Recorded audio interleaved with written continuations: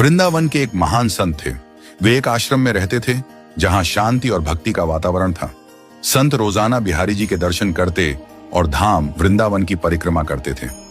एक दिन संत जी को परिक्रमा करते समय एक तोता जमीन पर पड़ा हुआ मिला।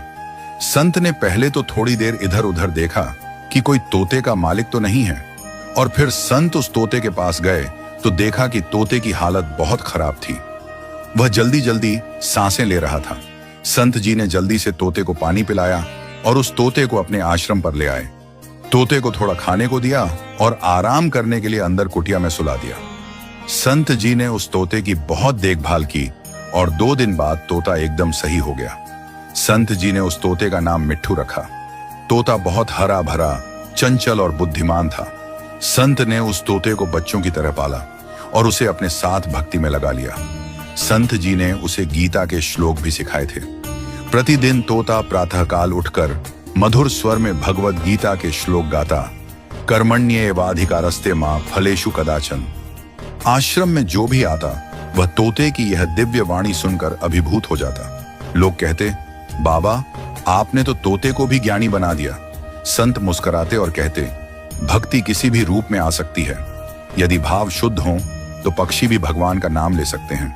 परंतु एक दिन आकाश में घनघोर बादल छा गए। वातावरण में अजीब बेचैनी थी। उसी दिन एक बिल्ली दबे पांव आई और अचानक तोते पर झपट पड़ी। तोता चीखते हुए टाय टाय करता हुआ बिल्ली की पकड़ में आ गया और अंतर्धान हो गया। अब संत मौन हो गए। वे कुछ न कहते न खाते, बस एक तक देखते रहते। लोगों ने देखा कि जो बाबा सदा मुस्कुराते रहते थे वे आज गहरे चिंतन में डूबे हैं। लोगों ने कहा, बाबा क्यों दुखी हो रहे हैं?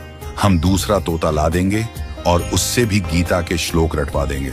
संत ने शांत स्वर में उत्तर दिया, मैं तोते के चले जाने से दुखी नहीं हूं, बल्कि उस क्षण से दुखी हूं जब बिल्ली ने उस पर झपटा मारा। उसने कोई श्लोक नहीं कहा, केवल टाय टाय किया। मैं सोच में हूं, मैंने भी जीवन भर भगवद गीता पढ़ी है, पर जिस क्षण यमराज मुझ पर झपटेंगे, क्या मेरे मुख से भी कर्मण्येवाधिकारस्ते निकलेगा या केवल डर और भ्रम से टाय टाय ही निकलेगा? इसलिए ही तो महापुरुष कहते हैं, ज्ञान और भक्ति को इतना भीतर तक उतारो कि वह केवल जुबान की नहीं बल्कि आत्मा की गूंज बन जाए, ताकि संकट के समय भी वही मुख से निकले जो ईश्वर की ओर ले जाए, ना कि भय की ओर।